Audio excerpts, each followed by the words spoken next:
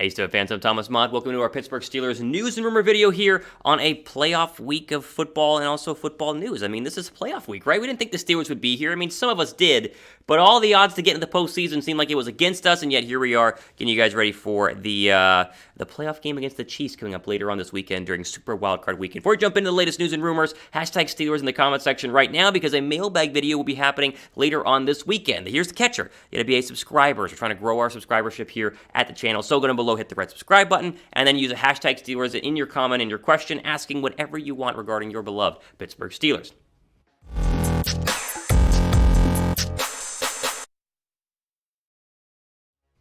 All right, let's start with a little bit of controversy here because there are Steeler fans on Twitter clamoring for TJ Watt to actually have the sack record. Now, of course, we all watched on Sunday as the Steelers beat the Baltimore Ravens in the rain to essentially lock up the playoff spot. They had to wait for the win on Sunday night, either way. But we saw TJ Watt go ahead and tie the record by Michael Strahan in 2001 for the NFL sack record at 22.5. The issue is that he did have multiple sacks in that game that would have put him at 23.5. However, one of them was taken away due to the fact that it was called a fumble and then a non-fumble, and so it was an unforced fumble and a TFL versus actually being an actual sack. And you guys probably saw this there happening in the first half. Either way, Big Ben and the teammates are petitioning for them to award him the sack, and the NFL is going to rule on this probably tomorrow, which is Wednesday, filming this here on a Tuesday morning. Obviously, listen, he deserves the record. Like, we all understand that he deserves the record. I thought it was a sack. What is this, a unforced fumble and a tackle for a loss? I mean, it was the quarterback with the football on the ground, and TJ Watt fell on top of him. To me, that is a sack. Now, either way,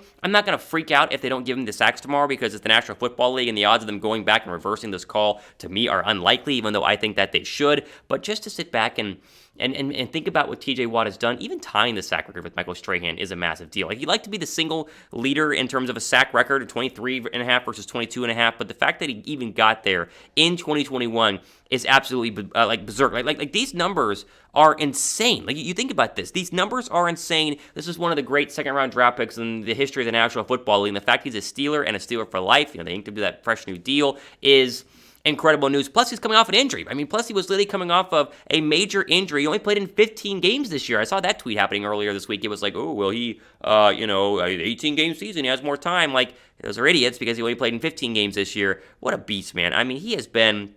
He's the best Steeler on the roster right now, and I think alone a reason why quarterbacks should want to go ahead and come and play in Pittsburgh. Like, when you have that good of a pass rusher helping you out defensively, come on, Russell Wilson, come on, Aaron Rodgers, come on, Deshaun Watson, maybe. A lot of options there at quarterback, but Watt, unbelievable. Type Sack King down below in the comment section because that's what he is. Like he is the greatest. Like, you talk about Michael Strahan, obviously they're tied, 1A, 1B, whatever you want to call it, but type Sack King down below because that's how great Watt is.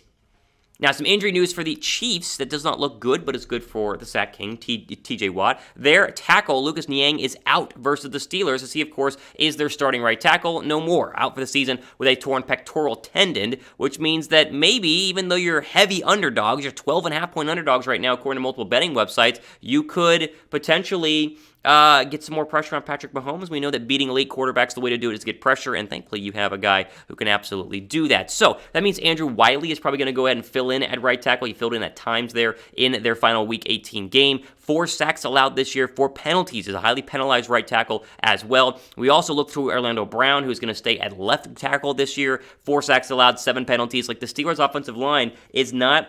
It's just not that good, and you lose a guy like Niang, who was their starter for the majority of the season. This is good news for a guy like TJ Watt, who, I mean, the stars are all aligning for Watt to wreak havoc on Sunday, or have wreak havoc this weekend, and this is really what has to happen. Like, they have got to go out there and get after Patrick Mahomes and make him uncomfortable and not allow him to have any sort of time to throw the football down the field, because that's when he dominates. And I know the Steelers are heavy underdogs, but they can win this football game. Like, make that very, very clear. Most people will pick the Chiefs to win this game, and rightfully so. I mean, we'll talk about their 13-point, 12.5-point, whatever it is, favorites. But Pittsburgh is not a wounded duck. They aren't a lame duck going into the playoffs. They're just going to roll over and lose by 20. They have dogs in the defense, starting with a guy like TJ Watt, who can absolutely change this game, be a game breaker, and send the Steelers into the second round with a huge upset over the Kansas City Chiefs. What do you guys think? Over under 1.5 sacks for TJ Watt against the Chiefs. Type O if you think it's going to be over. Type U if you think it's going to be under. I'm thinking right at, oh man, if it's over, then the Chiefs' chances of winning, or the Steelers' chance of winning is definitely very high. Let me know what you think, though,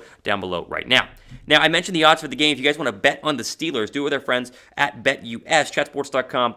/bet is the link that you need. You see it below me, I believe, right now. Also use our promo code whenever you put your deposit down, Steelers125. Get that 125% deposit bonus whenever you first sign up. And there's a chance to win some money here because the Chiefs are 13-point favorites according to BetUS. The over-under at 46.5. They're saying it's going to be a low-scoring game, but very much in favor of the Chiefs. Now, if you don't want to bet the line, there are some fun props to bet as well. Steelers are plus 165 in terms of first to score. Will there be a defensive touchdown? Yes, plus 215.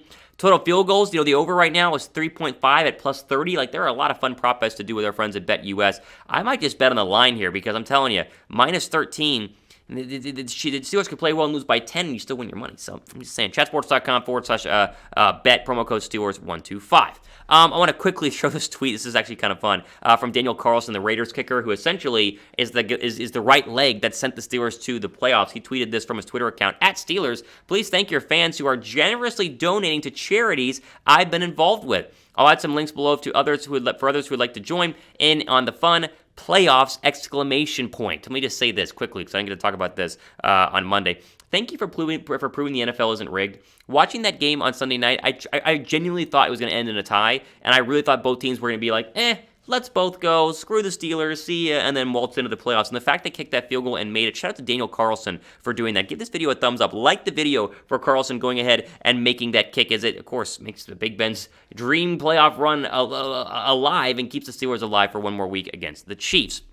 All right, final thing here quickly. I do want to mention the Steelers' 2022 opponents have officially been set. The schedule obviously comes out a lot later on this year, but we do know who the Steelers will play. We'll throw that up on your screen. Obviously, your home games, Ravens, Bengals, Browns. That's obvious because you're going to play them in the division. You play the Raiders, the Patriots, the Saints, the Jets, and Tom Brady and the Bucs. So interesting home opponents there for Pittsburgh, as they, of course, will take on the Raiders with possibly a new head coach. Year 2 of the Patriots, Baker Mayfield, obviously that's going to be coming back. Saints might have a new quarterback. They might not. The Jets are going to be year 2 rookie quarterback, and then Tampa and Tom possibly, a Super Bowl chance that they go on and win the next couple of weeks. Your away opponents, Ravens, Bengals, Browns, obviously division guys. Falcons, who struggled last year, 7-10. Bills, that'll be a tough road game depending on what time of the year in terms of weather and temperature. Panthers are a down football team right now. The Colts absolutely blew it trying to get into the postseason. Dolphins, they fired their head coach, Brian Flores. And Philadelphia, which was the one team that actually made it to the playoffs with a rookie rookie head coach. That'd be a fun matchup. The Battle of Pennsylvania, as they call it. Eagles and Steelers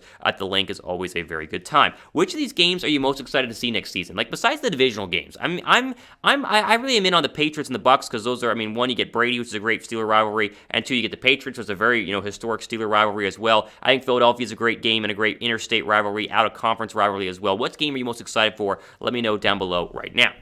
Of course, we have plenty of great coverage regarding your Steelers as we end today's video. Megan and myself, we kind of tag team this channel and get you guys the latest and greatest happening as Pittsburgh prepares for their weekend super wild card matchup with the Chiefs, where they are, again, heavy underdogs. Can they pull off the upset? Yes. I think it starts with TJ Watt and Big Ben doing what Big Ben has done a lot in the past, and that is win in the playoffs. Make sure you guys turn notifications on because our videos are going to be coming hot and heavy the next couple of days, so make sure you get to them and do not miss them. For our Pittsburgh Steelers News and Rumor video, I'm Thomas Mott signing off for the rest of your day.